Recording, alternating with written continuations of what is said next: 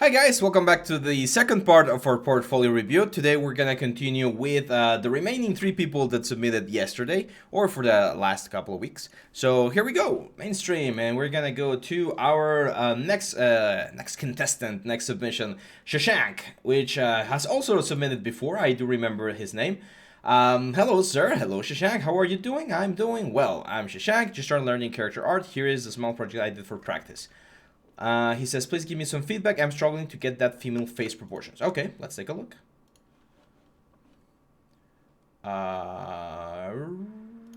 Which one is it? Male alien, female alien. Goat. I don't think it's the goat. Looks cool. Looks fine. It's a nice exercise, but you mentioned the female, so I'm guessing you're gonna go for the female, so I'm gonna download this one. And you're one of the few people that sends the files, which is fine. As I mentioned, and for everyone that's watching, if you want to send the file and you have like specific questions, this is not like this portfolio review series is not only meant to be to review final portfolios, it's also for me to help you create a better portfolio. So if you have a piece and you don't know how to make it better, send it my way and I'll be happy to give you some tips. So if it's a ZBrush sculpt or like a Maya scene or anything, just make sure that you send everything that we need over there. Perfect. So okay, let's take a look at this.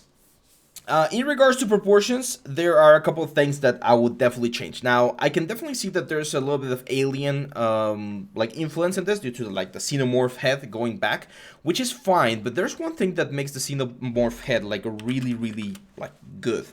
By the way, I mentioned this before, but ZBrush and Photoshop don't play well. Actually, I need to close Photoshop. Give me just a second, because for some stupid reason, for some very ugly reason, the drivers of the Huion like don't play well. So on the xenomorph, we have this sort of like shape, right? Like a really elongated shape. And then over here we have like the little like mouth coming out and stuff. But as you can see, the curvature always follows, and you have this like super nice big like bean shape overall. And then of course we have the torso and the arms and everything else. In your case, you have this like this very nice sharp curve going forward, and then boom, you stop it with this like super flat element right here. So the first thing I would do is I would add a little bit more depth to that face, and to do that I would just like push this forward. See how nice that curve changed now? So you can keep your inspiration. Like, as you can see, I'm not really changing anything on your design. I'm just changing the way that this thing flows downwards. Now, in regards to the eyes, the inner, like the tear duct eye, is going way too close to the nose. So we're going to bring this out a little bit more. And the eyes are a little bit like far out. So let's move them forward.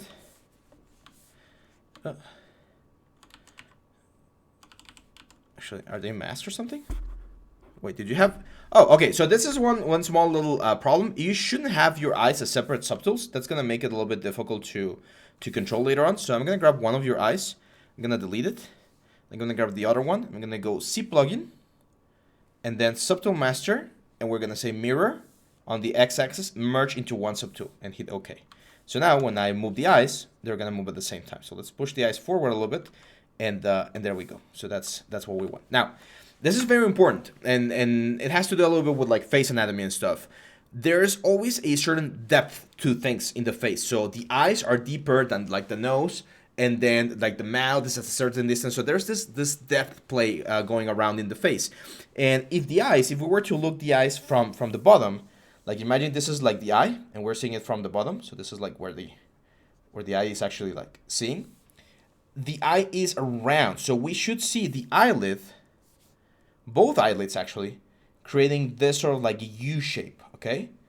So let's do like a 3/4 view of the eye. So this is the eye. Got it? So the eyelid is gonna start down there, it's gonna go up, and it's gonna go in like this, okay? So again, there's like this U shape, and there's this perspective following the eye.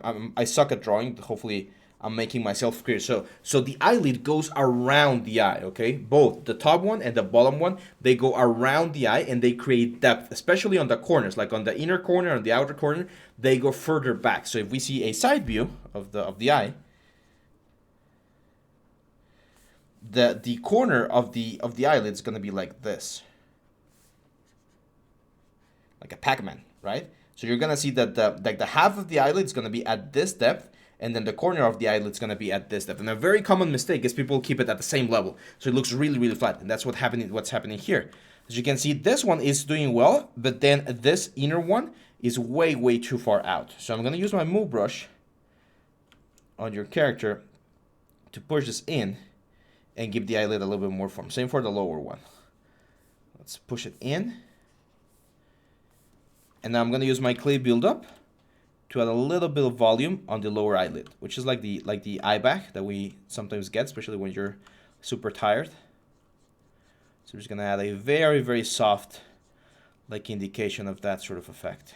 Now I can definitely tell that you're going for this like amphibious look, but you still want to keep like some basic things. For instance, I'm gonna add a little bit of eyebrow here, and then with my Diminution Standard, I'm gonna push the upper eyelid a little bit there. And see how that's giving me a little bit more depth on the whole face? That's what we're trying to do. That's what we want. Like we wanna create those planes that are gonna make our face look a little bit more interesting. Now I like this shape that you're doing here. I would just like follow it like a little bit closer to the nose, like this, like sharpen it a little bit, so that we have like a nice flat area right here beneath the eyes. Now, here's where design and anatomy comes into play. You are definitely creating an alien character, and the proportions that you want for your alien character are going to be different than the ones from the human.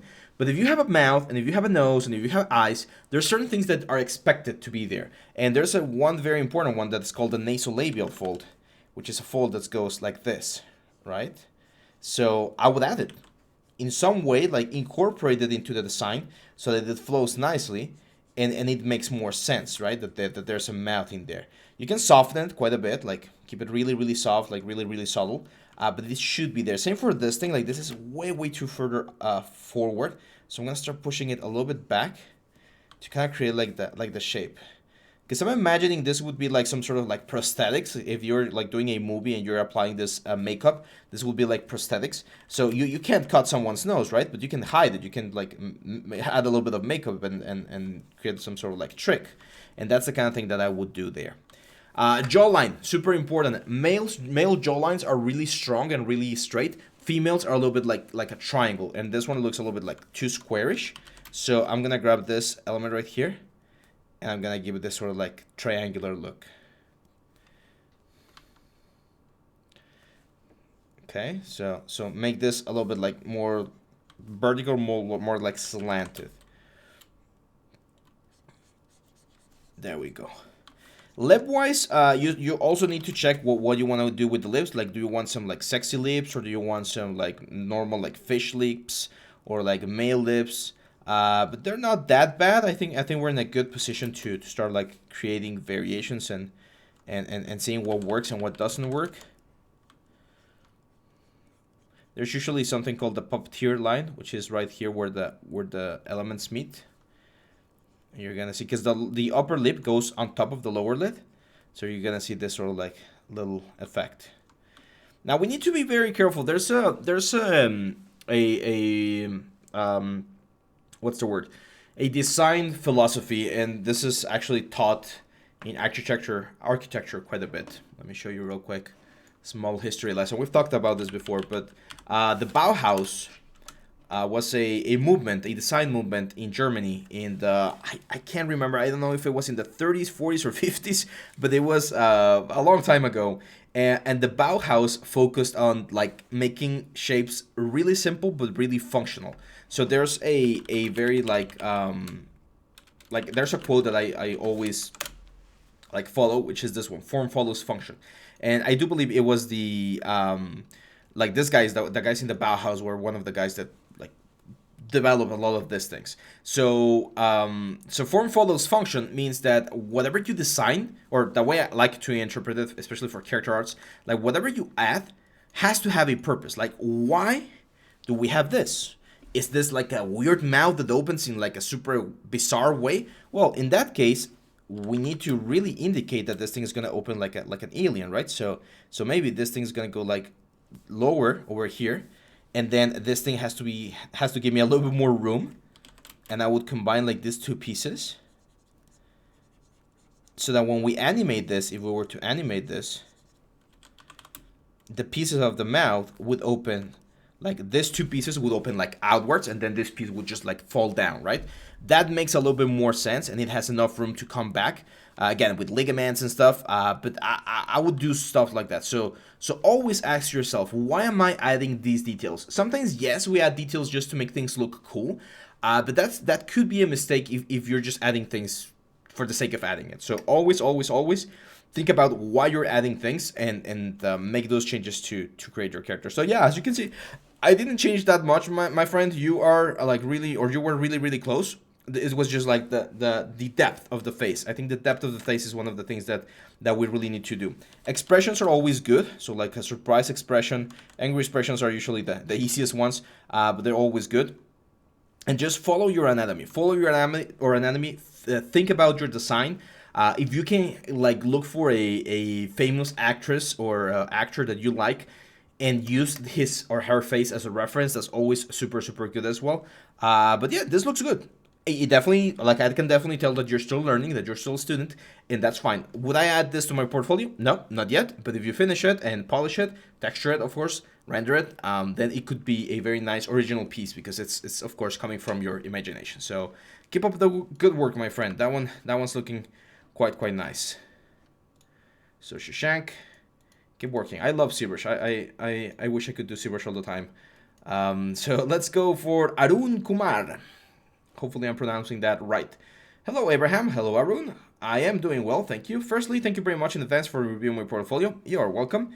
My name is Arun Kumar. They're from Scotland, United Kingdom. Oh, my friend. my wife and I, we're watching this show called Outlander. It's probably like the worst depiction of Scotland ever. But we're like completely thrilled by it. We love the show. It's amazing. We're really into it. We watch it every night. And thanks to that show, we want to visit Scotland. It's on our bucket list of places to visit. I'm a self-taught 3D artist, and my primary focus is modeling and texturing. Okay. I also have a question, if you don't mind answering. How does someone like me, self-taught 3D artist, land a job in the video game industry? Enjoy your bite-sized videos, and I always learn a trick or two. Thank you. Okay, so let's answer the question first. Again, circumstances are everything. Like, will have different circumstances. Some people will have connections. Some people will have like a lot of talent. Some people will be on the right place at the right time. There's a lot of ways to land a job, and I can't really give you guys like an answer like this is the way to do it. I can give you the basics, like, of course, send your portfolio to studios, go to events like game jams, go to any like how they call it, like mixers or something like that, where you just like talk to people about your stuff. Go to like Comic Cons, or in the United States they have the GDC, the Game Development Conference. Like, the more you can get out there, especially if you're self-taught and you don't have like a circle of friends that are doing the same thing, the more you can get out there and meet people who are doing this, the easier it's gonna get. Because since we're a relatively small industry, it's very common for someone to land a job, and then that job is asking for more people, and then he brings more people in. So you need to be connected to a lot of people so that those kind of offers fall into you. I'm gonna give you guys an example. Like right now, we're talking with a possible client, and he is asking if we have more 3D artists. And I say, hey, if you want me to get more 3D artists, I can get more 3D artists. Like, I have several of my ex-students, several of my former employees. Like, I have a lot of connections. So when a job like those ones like comes into my studio, we can always grab from the people that we know or that are closer to each other. So that's why it's very important to go out there, not necessarily showing your portfolio, just know people, just so that people know that, oh yeah, Arun is he does 3D. So if I ever need 3D, I'm gonna go to Arun because I know him, right? That's I think that's one very important secret. So let's take a look at your portfolio, my friend, and see where you are. Okay, I like this. Is this my hydrant? Is this from my tutorial, or is this from another one? It looks very similar to my tutorial, but there's a lot of hydrants out there. So yeah, this is good. This is good. Same advice I give everyone about the metal edgeware. Not everywhere. Remember, we have the little trick that we've done before, the multiply a clouds or a noise pattern to delete or get rid of some of the edge noise. I do think the metal looks a little bit too flat, and I think that's the render, because I do see that the metalness map is right here, so it looks a little bit too flat. Maybe you're using like an overcast HDR. For things like this, I always recommend having like a strong reflection so that the metal really shows. But I like this one. That's a nice piece. Beer Buster. Oh, is this the one from the movie? Jurassic Park. Oh, that's pretty cool, man. I've never seen one like this. So congratulations on doing an original asset, because I've never seen one of this, and it's really well presented. It's great. This is great. Like the level of detail, the level of optimization. Well, optimization wise, it's a little bit high. It's a little bit high. 38.7K triangles for a small object like this one. It is a little bit high, but it looks really cool. So yeah. Take a look at this whiteboard. Okay, simple model. I've never done a whiteboard before, now that I think of it. Simple model, but it's clean. How many triangles? I still think it's a little bit high for the amount of detail that something like this would have on a game. You probably could bring this all the way down to like 2K. Like the budget I would give my artist for something like this would be like 2K. I know that you're getting a lot of geometry here on the elements, but these are the things that you would normally do. Instead of having like a 20-sided cylinder, you would do with like a 12-sided cylinder, because it's gonna be so small in the game that you're not gonna notice. Now, don't change it. Like this is perfect because it looks really good. If you're in a game, just be aware that sometimes they're gonna be like, hey, we need you to do a marker, but it needs to be like 200 triangles, so it's gonna look crappy. But it's part of the process. Like there's not much we can do. That's a good one. Checkmate. Nice.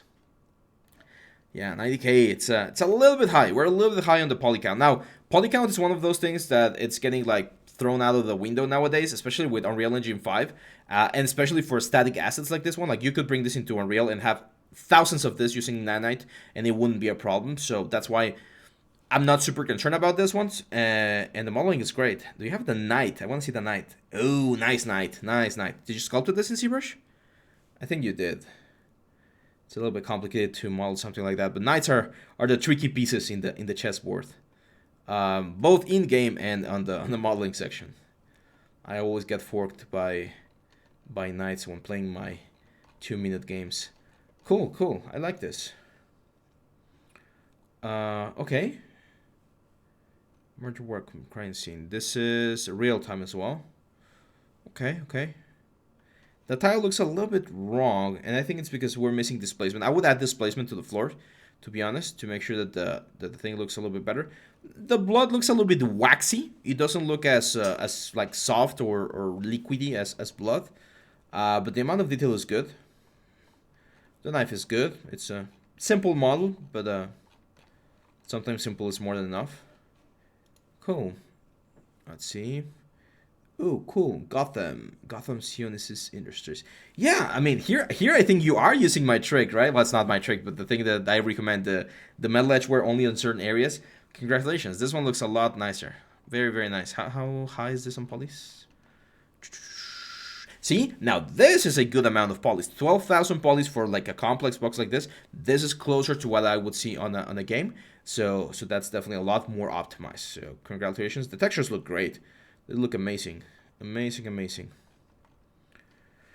Great. Yeah, man. I mean, you have a really nice level for props. Yeah, this is nice. And here's one thing that you have here on your portfolio that's really encouraging and really cool. You have an eye for presentation. As we've mentioned throughout the series, most of the times presentation is lacking. Sometimes you need a little bit of a better light, better camera, better things. You are doing things the way they're supposed to be doing, or the way they're supposed to be done. So congratulations there, because this is a perfectly great way to present all of this work. I could see this in a cinematic like no problem. This looks amazing, man. Really cool. Nice. Have you tried doing like an animation with this once, like dynamics and stuff? This looks pretty cool. Yeah. One project per month. Okay. Yeah, that's great. That's great. Lightsaber. Yeah, you can't go wrong with lightsaber. Unreal Engine, that's good. Yeah, your 3 basic textures. And this is your glow. Yep. Yeah, I mean, I would say, my friend, that you are perfectly ready to get into the industry. Like, it's good. It's good. One thing though, one thing that I would suggest, recommend, is I know that you have the workflow like perfectly nailed down. Like your workflow is amazing. You know how to model, you know how to render, you know how to texture, you know how to present the camera, everything. Now, I would love to see a more complex object because all of these objects that you presented, I think complexity wise, the more complex are the box and probably the knight. So you definitely need to challenge yourself with a complex model. Do the same thing that I recommended yesterday. Like go into the internet, grab a concept of something that inspires you, preferably something that's not a fan art because fan arts can be tricky. They will give you a lot of likes, but someone has done them already, and they won't make your name like as prominent. Try to do something more original and go with that because that's gonna really show that not only are you really good at doing like simple props, you can also do big props. Okay, also, since you're saying that you want to be an environment artist, do a full environment because right now it's only like localized things. It would be good if you do the whole thing, like a whole section of an area. So maybe like the bowling alley, like a bowling lane or something, like a more complete scene. Because right now it's a lot of very simple props, exceptionally done, if I might say, but it's only simple props, right? So you want to make a whole scene, even if the quality is not all the way up there, because it's going to be a lot more props and a lot more work, but that's going to show that you can do like complex things as well. So yeah, congratulations, my friend. Really, really good portfolio. Keep going. And last but not least, my friend Nagendra or Nagendra. Hello, sir. Hello, sir. Myself, Nagendra. I'm a 3D student. Your videos help me a lot in learning new things. Thanks in advance for reviewing my portfolio. You are welcome. It's always a I actually want to thank you guys for watching the video and for submitting for the portfolio. I know it's not easy. People get scared or it's always like a little bit. I was always cautious about showing my stuff because critique can be hard, but as I try to make it, I always try to show you what things you did right and what things can be improved. So let's go. Nice wheel. This is a nice rim. Whenever you do hard surface, one of the best things you can do, Najendra, is to add your wireframe render. Because right now it looks great, but I'm not sure if you only use booleans, for instance, or if you did this with, I don't know, like Dynamesh or something. So I know this is modeled in Maya or Blender. It says here Maya, but yeah, like a wireframe render is always important so that we can see the proper thing. Oop. Hummer EV, nice, that's nice. Yep. Cars are always the test for any modeler. Any modeler that wants to know if they know how to model should model a car at some point in their careers. Nowadays we don't model cars, we just buy them to be honest because they're so time consuming. But yeah, this is a great model, man. Great model. I think the wheels could get a little bit more work. Like I can see here that you just overlap the whole thing. The best way is to actually model the thread. But this works for simple stuff. Okay, let's go. Okay, so these are the kind of models, and I did see a couple of this ones in your portfolio, like this one, this one, this one, and this one. Maybe even this one and this one. Like, yeah, like the latest ones that you've had here, they're very simple models. I don't think they have anything to do here on your portfolio. What you could do though, and this could work. Like, let's say you want to keep them, like combine several of them, like combine this one and this, like 5 elements into a single like small scene with textures and everything, and have it as just one piece, because otherwise it kind of looks like you're just adding pieces to make your portfolio look bigger. And in this thing, I don't think more is necessarily better. The best quality usually is better. Like I would rather see someone with 4 pieces on his portfolio but are like with like 4 amazing pieces than see 20 pieces that are all like average. So yeah, like it's a nice model. I'm not gonna lie, it's a simple model, but it looks nice. Like for a furniture store or something, it looks good. But by itself, it's not impressive. That's the thing. It's not impressive, and you want your portfolio to be impressive. This one right here, the model is great. Like this thing, the subdivisions and everything is great. The texture needs work. So there is the new Substance course has just been released, and that could be a good investment for you if you wanna check it out and improve upon this texture, because yeah, this texture needs quite a bit of work. It still looks a little bit outdated. Let's see. This is good. There we go. Now we have a wireframe, and I can see this is a normal map probably because we don't have the models in here. This is a great model. It's again simple model, so why not add like a sink and add like a mirror and add like a little towel and make it like a bathroom scene? You know what I mean?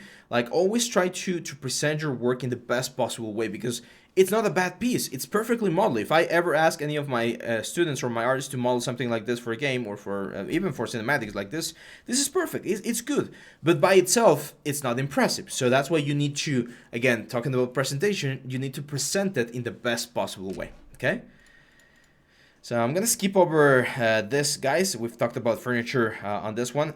This one is good. This one is getting a little bit closer to what I meant with the shower head, because you are presenting this. Just add a tile back here, add like a toaster or like a bar of soap, a glass, a couple of cups. Like add a couple of more things here on the scene so that it looks like it's part of a movie or a cinematic or a commercial. That's one of the things that a lot of recruiters are looking for, but they don't tell you. It's never gonna be on the job description, but you need to have an eye for production. Like they need to it's very good when I see someone's work and I see that they understand where their work is gonna end. Like they're not just thinking about, oh, I need to model this and that's it. No, they're thinking about, I'm gonna model this and it's gonna be on this kind of shot and it's gonna have this kind of lighting, and therefore I need to prepare it in this specific way. That kind of thing, it's very difficult to come by. So if you can develop it, you're gonna be ahead of the competition. So yeah, that one's nice. And then we have in the last like alloy wheel. Careful with the HDRs, again, presentation. There we go. This is what I meant, like looking for or going for the wireframe. Clean wireframe, super nice, super tight. Congratulations. This is modeling. So again, the same advice goes to you, my friend, as with the last couple of reviews. Grab something that's more challenging, because these are super simple and anyone should be able to do this in like a day or less. Grab something that's challenging and make small scenes or make like a big scene or something, because just seeing a model by itself, not gonna work. It's not gonna be as impressive. Now, one thing you could do, let's say you really like doing rims for cars, right? So do a like car rim display, right? Instead of doing one single rim, make yourself give yourself a challenge and say, okay, I'm gonna do like 5 rims or 10 rims, and I'm gonna do something like this, like a wall of rims where I can see like a scene. Maybe it's like a rim shop, right? And you're gonna see something like this, like a again, something that you would see on a commercial or on a cinematic or in a movie or something. Keep that in mind, and I'm sure you're gonna have a great portfolio very, very soon. And yeah, that's it, guys. This is the final one for today. Remember, we do this sort of thing every single month. The more submissions, well, the more times we do it each month. I'm gonna be opening submissions on the first day of March or second day of March. The first week of March, we're gonna open it, and the next portfolio review is gonna be mid-March. So make sure to keep preparing your portfolios. As you saw, you can submit a portfolio, or you can submit a piece you're working on and want some advice on. Maybe you finish a model and you don't know how to light it properly, or you finished a sculpture and you want to change a couple of proportions. Send it my way. Upload it here. Right now, I'm going to delete all of this, guys, and the link's going to be closed, so there won't be any submissions just yet. But as soon as the submissions are open, I'm going to let you guys know, and yeah, we'll continue from there. Okay? So yeah, that's it for me, guys. I hope you guys are having a great weekend, and I'll see you back tomorrow with more 3D content. Bye bye.